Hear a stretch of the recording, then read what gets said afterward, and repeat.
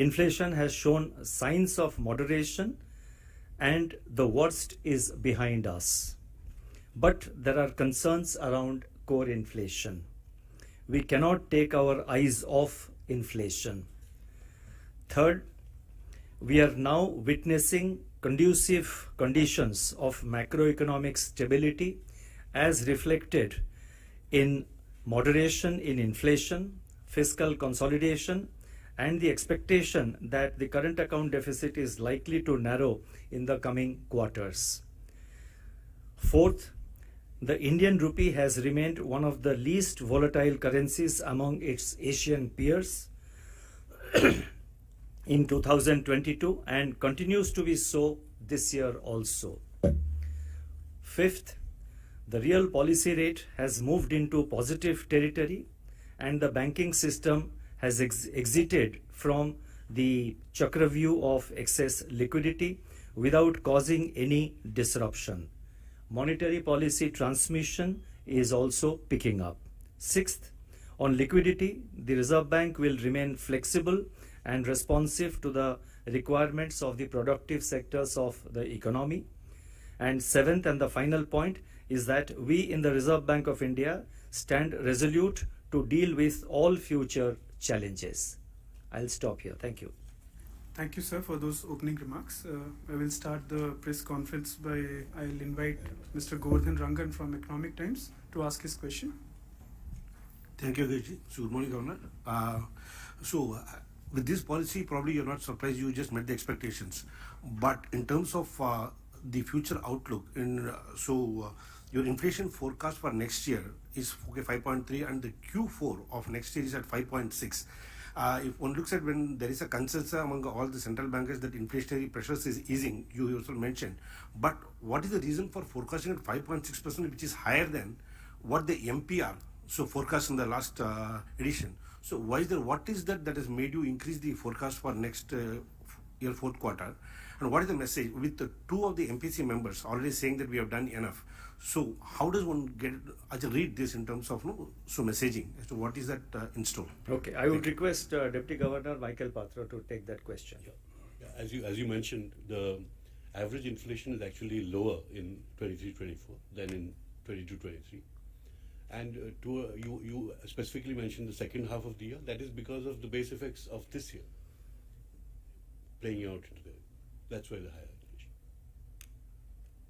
In terms of the widening difference within the MPC, so when the external members are saying that okay, you've done enough and the inflation is easing, so why is that?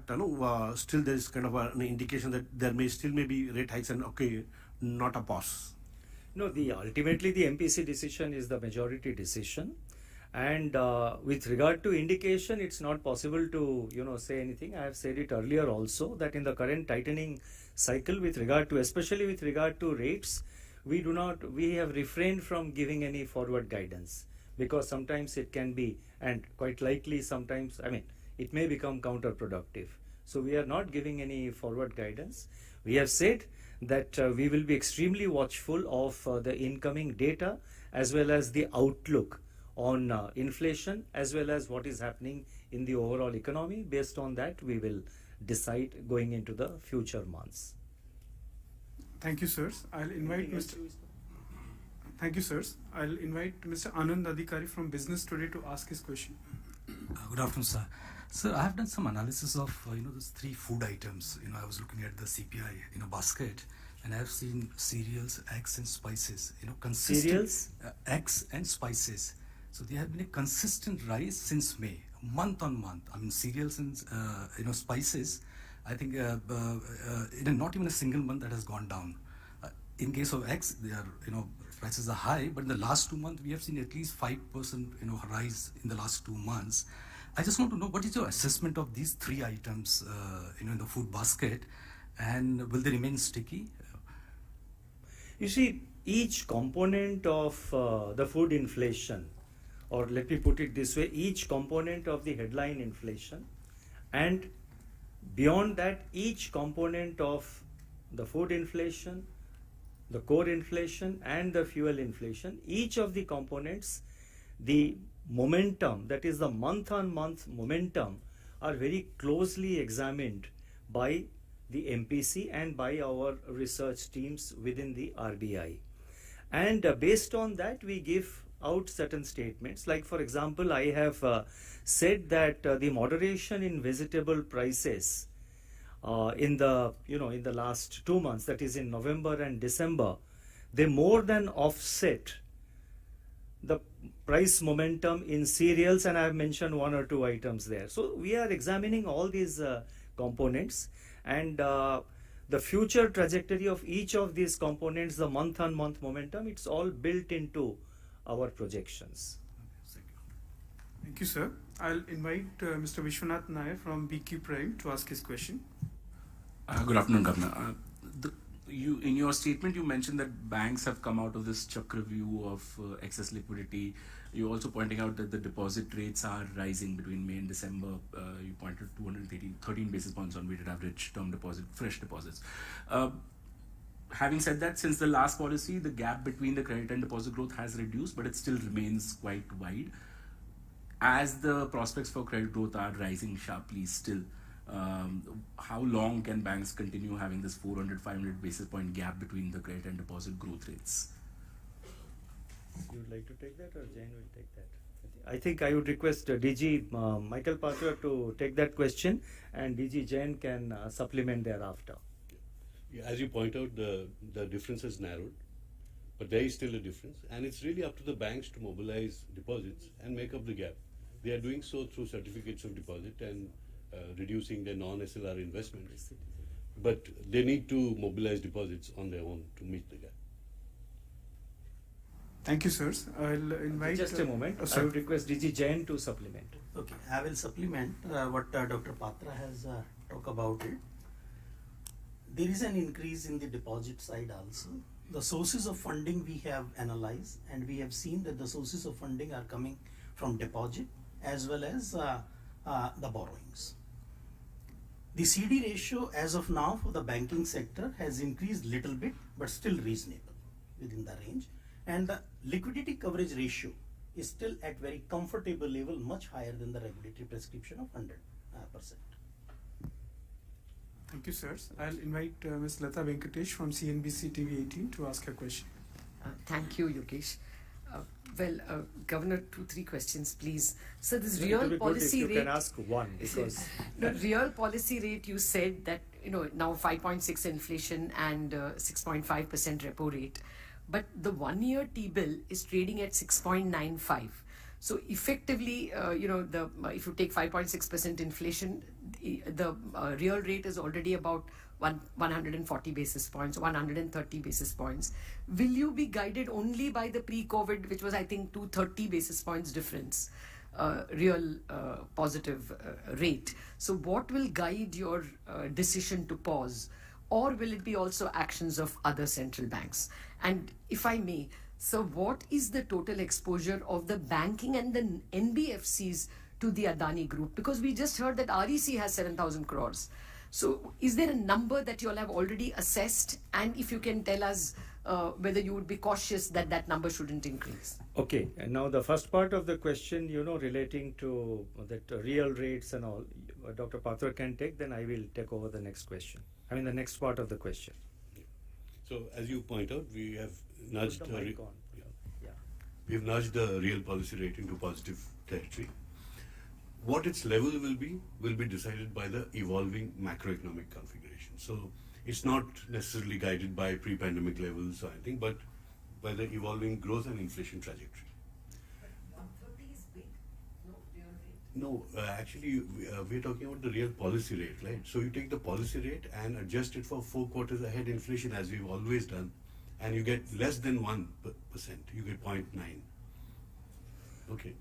And about foreign banks and all that, we take into account all developments in the world, but monetary policy has an exclusive domestic orientation and it will react to domestic developments. Now, with regard to the other part of the question about the exposure of the banking sector to the to one particular business conglomerate, we have issued a press release on last Friday, I have nothing more to add to that.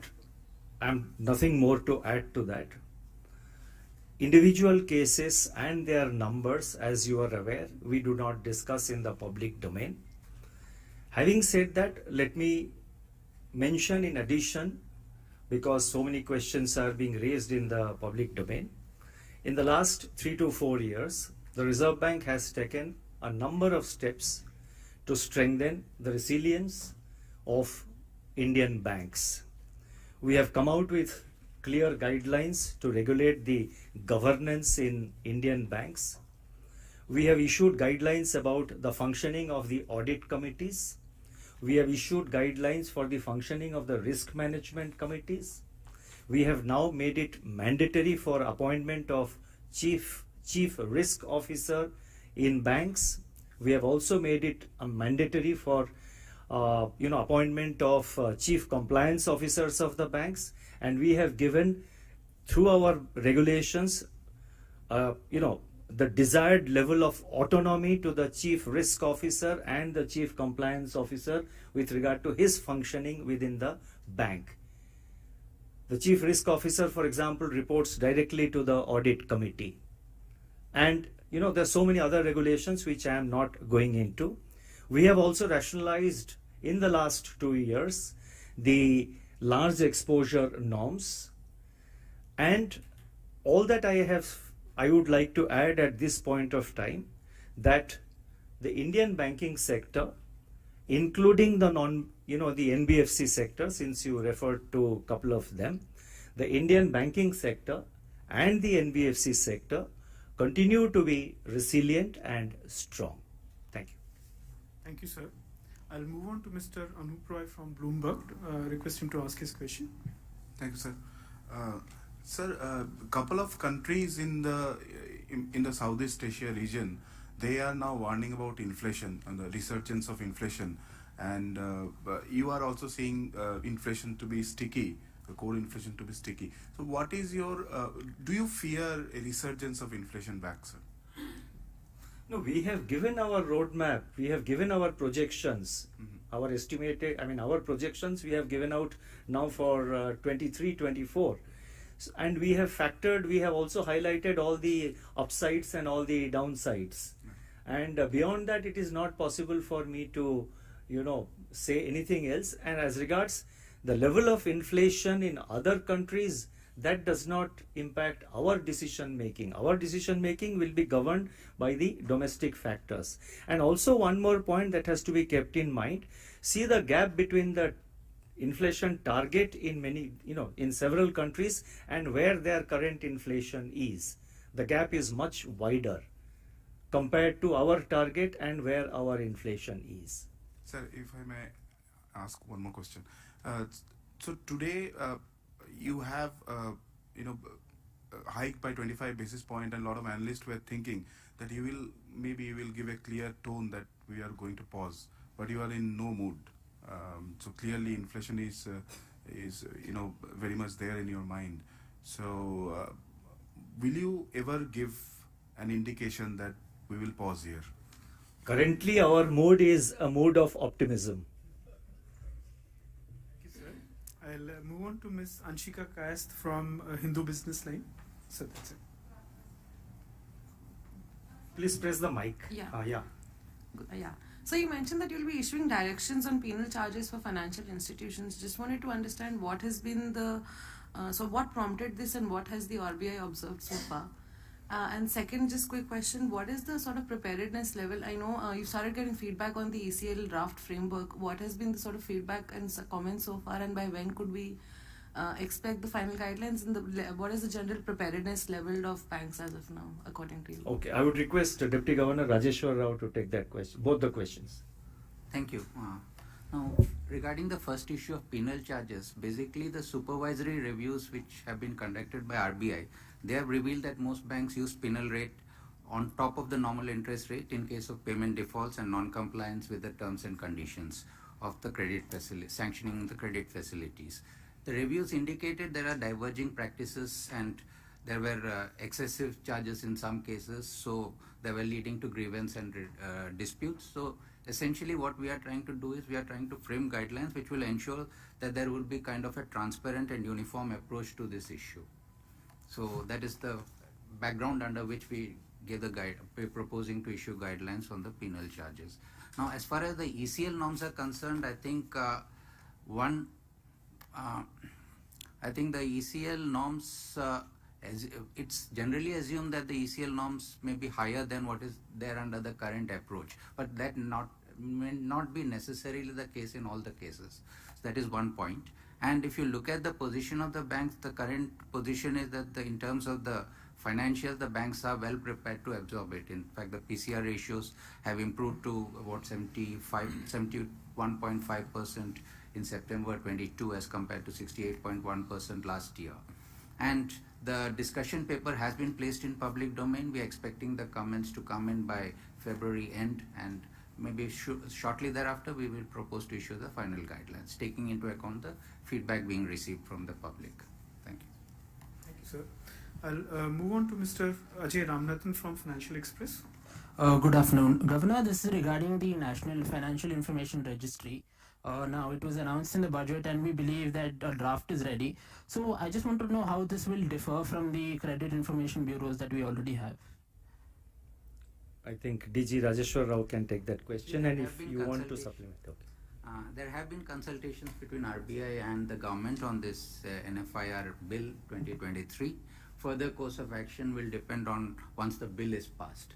And as far as the NFIR's role is concerned, I think we expect it will contain ancillary information over and above what is already being held by the credit information companies. Which will be, part of this new registry that we are envisaging, and it's under discussion with the government. I mean, a lot of discussion has already happened, based on which the government has announced it in the budget. Thank you, sir. I'll invite Ms. Chloe Cornish from the Financial Times to ask a question. Thank you, Yogesh. International banks were key financiers of the Adani Group. Moody's and other agencies have said that the Indian banking system is not badly exposed to the Adani Group, unless they start to become major lenders to the group, which may become less able to avail financing from international lenders. Fitch actually said there is a tail risk that fallout from the controversy could broaden and influence India's sovereign rating.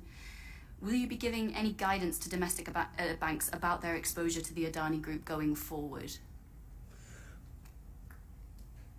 You see, I think I have replied whatever I wanted to say.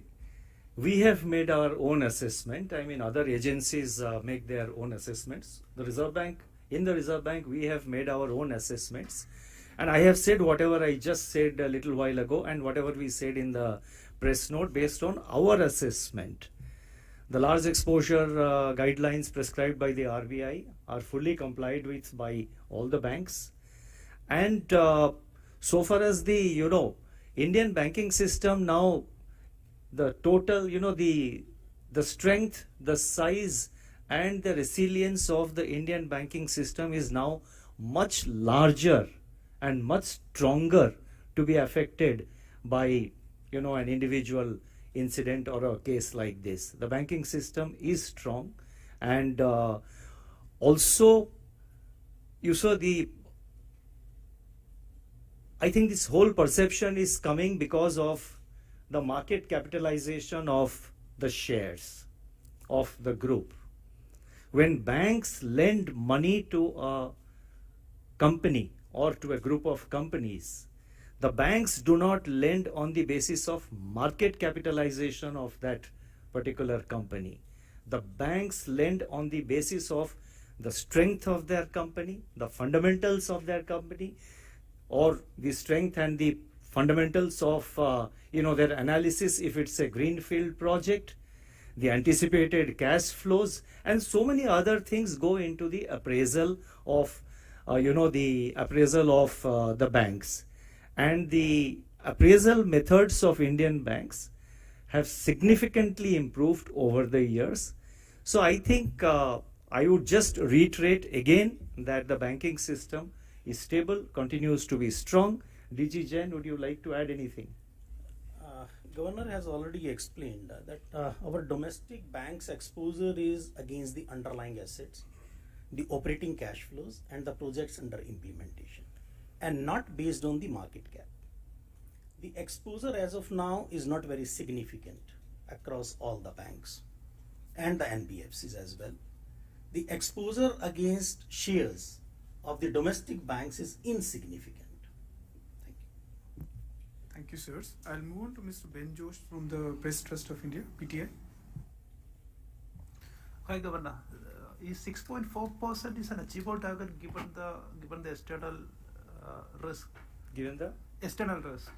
Is it an achievable target? Last time you lowered the target many times. Or are you in a comfortable position to repeat the same? Even the nominal GDP growth is good. The budget is expected 10%, down from 15.5% this year. You see, last year we had initially given 7.8%, if I recall correctly. Then, of course, the war started in Europe and so many other developments took place. But I think I'll leave it to Dr. Patra to take that question. Yeah. That first quarter you'll have up from 7.1 to 7.8. Why? So first of all, on your question, we recognize that the global situation may result in net exports becoming a drag on our growth, and therefore, if you see 2023-24 relative to 2023, there is a deceleration from 7% to 6.4%. That actually factors in a drag from net exports. As of now, given current projections of world trade, world output by international agencies which are factored in here, it is achievable. Yeah, and these are year-on-year forecasts, so they have a momentum and a base effect. Some of it is coming from the base, that is 22-23. No, I think that discussion can continue after the press conference. Sorry about that, but yeah. Thank you, sir. I'll invite Gopika Gopakumar from the Mint to ask a question. Thank you, Yogesh sir. Sir, this is with respect to liquidity. You've said that the liquidity remains surplus, although it's lower compared to last year. Now, and you are looking at different liquidity operations on both sides of the lab. Where would you want to see the liquidity? Is there some level now you're looking at before it starts normalizing? You see, in beginning of this financial year, I think the liquidity was about 7 to 8 lakh crores in April 22. Now the daily average daily LAF, I have given out the number. I think it is 1,60,000 crore, 1.6 lakh crore. I have mentioned it in the statement. And during this period also, on I think couple of occasions, on 2 occasions, we undertook variable rate repo operations for very short periods when there was a little bit of a stress in the liquidity situation. Our effort, and as my colleague Deputy Governor M.K. Jain pointed out, the LCR, the liquidity coverage ratio of the banks is much more than I would not say much more, but quite a bit more than our LCR norms. So they have that much of liquidity to support their lending, and the CD ratios are also quite at very, very reasonable levels. So there is a lot of capacity with the banks to continue their lending operations. Now, your question is where we will. What kind of levels do you see? Because we have the TLT redemptions. No, that will depend on the evolving situation. It's difficult for me to pinpoint and give out a number. It will depend on the evolving situation and the credit offtake, the needs of the economy. But we have given a statement that we will we will sort of keep in mind, we will be responsive to the needs of the productive sectors of the economy so far as liquidity is concerned. Under that broad principle, we will act. Exact number difficult to say because there are several moving parts. Thank you, sir. I'll move on to Mr. Manojit Saha from the Business Standard. Thank you, sir. Now, monetary policy acts with a lag, we all know. 250 basis point hike in a matter of 6 months, 8 months is a large hike. As some of the external members have suggested, why don't we can step back and see how the previous hikes pan out. What is holding you against that? Is it core inflation that you are bothered about? That is why you are not indicating any future guidance on a pause or something? You see, I have said in my statement, and the MPC resolution also says that that at this point of time, a 25 basis point hike is considered as appropriate, taking into account where we, the mix of factors and the data that we have ahead of us, but data is always backward looking. We have also looked at the outlook, which is more forward looking. So at current juncture, the MPC felt that a 25 basis point hike is warranted very much. And I have also said that since we have moderated the pace of hike, 50, then we did last time 35, now we have done 25. So this gives us room, it's there in the statement, this gives us elbow room to assess the impact of the actions undertaken so far. So it's a constant exercise which is going on, and we will continue to assess that and take an appropriate call as we go into the future. So therefore I would suggest that, I can only reply on the basis of the MPC's decision, which is based on majority decision. So far as individual members who have given a different point of view, I think you have to wait for the minutes, the respective minutes of each of the members to come to draw your conclusions. You would like to anything add? One more thing. Do you think that a bank should be proactive, prudent? It's a sign of prudence to increase provisioning, standard asset provisioning to that particular group, because the going is good now. They are in a position to do that. Generally, RBI's stance is that when the going is good, you should increase the provisioning. You see, we have given our regulatory guidelines. Banks, I think, the first question when you say that banks should be more prudent, I think that presupposes that the banks are not prudent. Let me make it very clear that the Indian banks are very prudent. They utilize the COVID, during the COVID time, I think most of the banks, both public and private sector banks, they built up their capital. It was a suggestion made by us, and the banks utilized the opportunity of liquidity surplus in the market. Most of the banks have built up additional capital. They are all well capitalized. They are prudent. The bank managements will take their own decisions wherever they feel there is a need for additional provision to be made. And why do you see it only in the context of this case? There are so many cases where the banks, there are early warning signals. There are so many cases where the bank assess the situation of, I'm not talking about the case you are referring to. There are so many other cases where the banks proactively make, advance provisions. So it's a part of the regular, risk management on the part of the bank. So therefore, I think let us look at things objectively, and that's all. Thank you. Thank you, sir. I'll move on to Ms. Swati Bhatt Shete from Reuters. So that's it. Thank you, Yogesh sir.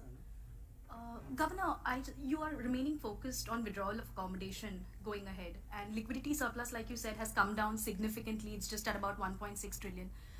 With the government having announced a record market borrowing for next year, do you think you're going to be able to manage it effectively, and would you require open market operations or purchases going ahead into the year to help manage the borrowing? And are you open to that? Thank you. I would request Deputy Governor Ravi Shankar to take that question. Yeah, I mean, the market borrowing, last year was considered high. It was managed smoothly. It will be managed smoothly this year. I think we are jumping the gun talking about OMOs and all at this point of time. There is adequate demand. Markets are deep enough. So I think we shouldn't have any problem, irrespective of the liquidity conditions. And the net borrowing number, if you look at it, correct me if I am wrong, I think last year it was about 11.08 lakh crores. This year it is 11.80 lakh crores on a expanded nominal GDP base. Thank you, sir. So you want to add? No. Have you concluded? But please go ahead. Yeah. Both the net borrowing is slightly about 7% high. Gross borrowing is about 8% higher compared to last year. If you look at the increase last year vis-a-vis the previous year, all these are extremely moderate. So, we are fairly confident that there won't be any problem in mobilizing government borrowings this year. So, but you have announced a measure that you are proposing to allow lending and borrowing of G-Secs. Is that a new thing? I mean, now lending and borrowing, those who are in the CSGL can do. Other parties also can do? Is that the new step? As far as lending and borrowing of securities can be done in many ways. One of the simple ways of doing it is through repo markets, which happens even today. Some particular entities are not permitted to borrow money, like insurance companies and all that, and they have a lot of stock of securities. So allowing lending and borrowing directly against securities, not through repo market, will enable them to lend.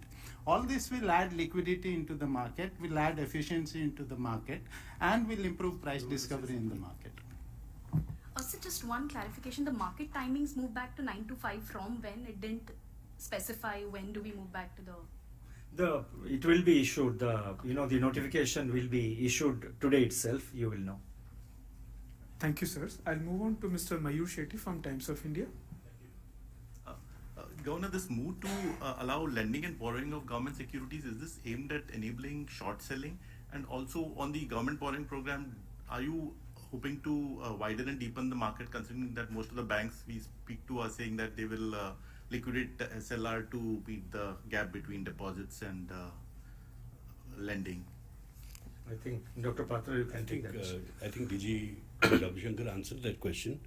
The idea is to add depth and liquidity to the market to allow efficient price discovery, and that's the enabling conditions which will allow the borrowing program to go through smoothly. That's the idea. Short selling is part of the market. We have allowed short selling a long time ago. So it's part of the market, but what we are trying to do is to encourage depth and liquidity and price discovery in the market. Thank you, sirs. I'll move on to Mr. Pankaj Aher from The Informist to ask his question. Thank you. Governor sir, why is core inflation so sticky? Is the RBI thinking of any specific additional measures to bring this under control, including perhaps advising the government of India on this? And does one understand that as long as core is sticky, RBI will continue with the tighter monetary policy? Yes, core is sticky, and typically core inflation is associated with excess demand, which is why monetary policy acts to bring down core. And that is why we have been raising rates so far. So we expect our rate actions as they pass through into the economy to modulate demand and modulate core. And in fact, if you see our projections, embedded in the headline is a core trajectory which is going to be slightly lower than what it was in 22-23. It will be sticky but slightly lower. So one does expect that some tightness will continue, the tighter monetary policy will continue for longer then? No, you can't expect that because you're seeing headline actually moderating to 5.3. So obviously core is also moderating, not at the pace which we would like, but it is certainly moderate. With the projection of 5.6 for next quarter, next year, fourth quarter, that doesn't give the comfort that you are seeming to communicate. Yes, we are in an extraordinary situation with overlapping shocks, as Governor terms it, and therefore these effects have not been seen in the past. So we will expect core to reflect those concerns, but core will moderate if monetary policy remains resolute on its goals. And fourth quarter, there's also the base effect about which Dr. Patra talked about earlier. Yeah. Thank you, sirs. I'll move on to Mr. Ankur Mishra from the ET Now. Hello, Governor. My question is regarding the stance part. You have continued to remain on withdrawal of accommodation. One of the expectation was that you may shift to neutral, but I want to understand that how far or near we are from that shifting of stance part, and what will be the favorable conditions. I have answered. I think you may put it in your words now. Please. I have put it in my words. Now let's have your words. Please look for a decisive moderation in inflation and a propensity to align with the target. एक और सवाल sir मैं हिंदी में ET now स्वदेश के बेहाफ पे पूछना चाहूँगा सर लेंडिंग एप्स पे सरकार ने कुछ कड़े कदम उठाए हैं अभी रिसेंटली मैं ये जानना चाहता हूँ क्या ये रिजर्व बैंक की परामर्श पे हुआ है और lending guidelines digital lending guidelines भी रिजर्व बैंक द्वारा इशू की गई थी पास में वहाँ पर कुछ कॉन्करेंट इश्यूज थे जो सरकार से डिस्कस होने थे वहाँ पर क्या प्रोग्रेस है We'll take that question. You will take. Okay, I think जैसे आपने बोला हमने किसी डिजिटल लेंडिंग ऐप का बैन तो बोला नहीं है. What we have done actually is I think ministry, we have shared the list of apps which are used by the entities regulated by RBI with the ministry. Ministry has, I think, requested the Play Stores to remove these apps which are not what you call operated by the regulated entities from the Play Store. So that is the position as it stands today. नहीं, you see, we have these apps, वो RBI के regulated entities नहीं हैं. हमारे जो regulated entities है, जो मतलब RBI का certificate of registration है, वो primarily NBFCs है. In turn, NBFCs कई सारे apps use करते हैं. तो हम वो जो NBFCs है, उनसे हमने एक list मंगवाया कि कौन-कौन ऐप जो because काफी सारे illegitimate, illegal apps भी है जो कि अपने आप अपने आप लेंडिंग करने की मतलब प्रॉमिस करते हैं, मोबाइल में मैसेज भेजते हैं, जो कि कोई भी एनबीएफसी सेक्टर का मतलब no NBFC sector has appointed them. तो एनबीएफसी सेक्टर के द्वारा जो एनबीएफसी इस लेंडिंग बिजनेस में है, डिजिटल लेंडिंग में है, उनके द्वारा जो जो ऐप वो यूज करते हैं उसका लिस्ट हमने गवर्नमेंट को दे दिया है. उस बेसिस पर गवर्नमेंट ने ये कदम उठाई. धन्यवाद sir. I'll move on to Mr. Hitesh Vyas from the Indian Express. Hi sir, good afternoon. I just want to know the progress on retail digital rupee. What is the volume and value of transactions happen in digital retail CBDC? Yeah, I think Digi Ravishankar can take that question. It's progressing. Mike, just draw the mic close to me. Retail CBDCs, there are about there are more than 50,000 users now, more than 5,000 merchants who are participating. There are 8 banks which are participating, which we are planning to increase, to another 5 are in the process, but we'll over the time increase to all major banks. There are 5 cities in which it is being done now. We are going to add another 9 cities going forward, and gradually we will be increasing that.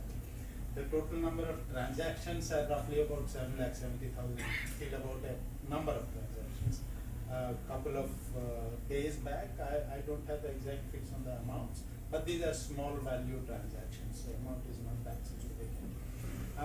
Having said all this, and at the risk of being right, let me just reiterate that we want the process to happen, but we want the process to happen gradually and slowly. We are in no hurry or this thing to make something happen very quickly. We have our targets in terms of users, in terms of merchants and all that.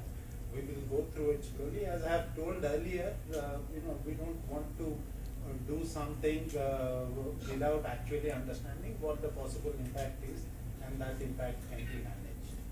Thank you. Thank you, sir. So we'll take last 3 questions, if you permit. Okay. Because there are 4 or 5 people who have not yet asked a question. So I'll start with Mr. Brajesh Kumar from Z Business. Sir this side. Sir मेरा सवाल ये होगा कि mutual fund की जो overseas limit है $7 billion की, उसको बढ़ाने को लेकर कोई रीथिंकिंग है आपकी तरफ से, या किसी दूसरे रेगुलेटर की ओर से या इंडस्ट्री पार्टिसिपेंट्स की ओर से कोई रिक्वेस्ट आई है? और दूसरा सवाल ये होगा, छोटा सा फॉलो अप क्वेश्चन होगा कि जो पेनल चार्जेस की बात कर रहे हैं आप, तो आप अपनी तरफ से कोई लिमिट सेट करेंगे या वो एंटिटीज फ्री होंगी सेट करने के लिए, लेकिन ट्रांसपेरेंट वे में? पेनल चार्जेस के बारे में जो ड्राफ्ट सर्कुलर वो बहुत जल्द आ जाएगा, और उसके बारे में मैं प्री जज नहीं करना चाहता हूँ. वो ड्राफ्ट सर्कुलर आ जाने दीजिए, फिर आपको पता लग जाएगा कि उसका क्या जनरली क्या है. और आरबीआई का हमेशा पिछले, अगर आप देखेंगे पिछले कुछ सालों में, प्रिंसिपल बेस्ड गाइडलाइंस हम यूजुअली करते हैं. हम कोई मतलब कोई सेट मतलब नंबर नहीं देते, एक्सेप्टिंग द रेगुलेटरी गाइडलाइंस जो है कि आपका CET1 टियर 1 कैपिटल इतना होगा, आपका GNPA should be lower than this. Other than that सारे केसेस में हम प्रिंसिपल बेस्ड गाइडलाइंस देते हैं. लेकिन मैं आपको रिक्वेस्ट करूंगा कि वो ड्राफ्ट गाइडलाइंस के लिए आप वेट कर थोड़ा वेट करिए, वो बहुत जल्द आ जाएगा. और दूसरा क्वेश्चन क्या था? म्यूचुअल फंड के रिक्वेस्ट, म्यूचुअल फंड कुछ मार्केट प्लेयर्स, कई सारे रिक्वेस्ट आए हैं, ऐसे बात नहीं है कि नहीं आए थे. हमने उसको इनका एग्जामिन किया हुआ है, और अभी तक हमने उस बारे में कोई पहले मतलब कोई पॉजिटिव फैसला अभी तक नहीं लिया, और जब पॉजिटिव कुछ डिसीजन होगा तो आपको पता लग जाएगा, हम इशू कर देंगे। लेकिन अभी तक मतलब कोई अभी तक वो इंक्रीज करने का कोई प्रपोजल नहीं है एट द मोमेंट। या प्लीज। ये म्यूचुअल फंड का लिमिट इंक्रीज का इशू पहले भी आ चुका है, करीब 1 साल पहले, और उस वक्त ये डिसाइड किया गया था कि उसको वैसे ही रहने दें, और बाकी जो गवर्नर बोल रहे हैं तो बाकी वैसे उसके बाद और कोई डिसीजन नहीं हुआ। Thank you, sirs. Maybe the last question to Manish Suvarna from Money Control. Thank you, sir. Good afternoon, Governor, sir. So I have 2 questions. One is on the stance. So, Governor, as you mentioned, as you said in your statement that overall monetary conditions remain accommodative, and hence the MPC decided to remain focused on withdrawal of accommodation. So, what will come first? The MPC changing its stance of withdrawal of accommodation, or monetary conditions not being accommodative? And second question is on these vending machines for coins. So, what is the Second question? vending machine for coins? So, what is the rationale behind it? So, why there is need been felt for you to announce this? Thank you. इसी monetary policy stands के बारे में आपने जो question पूछा, sorry you asked in English, so the question which you asked on monetary policy, it's a kind of a chicken and egg question. So my reply is, let the chicken decide. And but on a more serious note, we cannot give any forward guidance of this nature. I have said it earlier also. We watch all the incoming trends and we will take an appropriate decision at the appropriate time. Beyond that, इस बारे में I will not be able to give any forward guidance, and we are quite open about it in the, with regard to our unwillingness to, and there's a reason for it. We don't want to create unreasonable or unnecessary expectations in the market. और जो coin vending machine में के बारे में I would request DG Ravi Shankar to reply. Coins, we have a peculiar situation where the supply is very high. It's taking up a lot of storage space. It's not getting properly distributed. At the same time, there is demand in pockets. So one way of increasing absorption of coins into the system is to make coin available in places where there is demand. Now, for that purpose, we earlier had these coin vending machines placed strategically at marketplaces and so on. For example, vegetable market, just as an example, where there is a large demand. The problem then was that the currency that was being fed into these machines was found to be, very often fake and all that. So that became an issue. And we could not, those could not be checked at that point in time. So the way out for that is something that we planned, which is that let's get rid of the feeding in of currency entirely. And since we have UPI available with us, and everyone can use a cell phone, and there can be a simple QR code. So instead of feeding in currency and getting your change, you just transfer money from your bank account to the concerned bank and withdraw your change. So we took some time to develop that machine. We are trying it out in a pilot stage. We will expand that. We expect that this will improve the distribution of coins in the system. Thank you.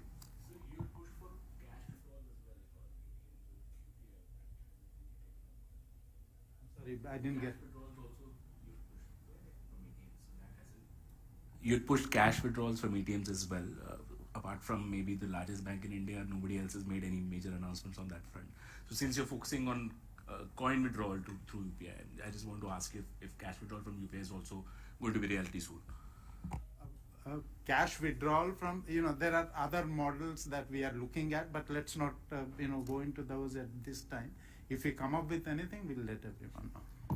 Thank you, sirs. I think we have run out of time. I am seeing छोटा सा सवाल, sir एक छोटा सा सवाल, Bombay high court इसके बारे में अलग से डिस्कस कर लेंगे. Sir recent Bombay high court का जो वर्डिक्ट आया 81 बॉन्ड्स पे, तो उसको लेकर क्या कोई नहीं, हम सेपरेटली हम डिस्कस करेंगे उसके बारे में. आई थिंक ऑलरेडी आपने 1-2 बार क्वेश्चन ऑलरेडी पूछ चुके हैं आप, so sorry about that. I think we can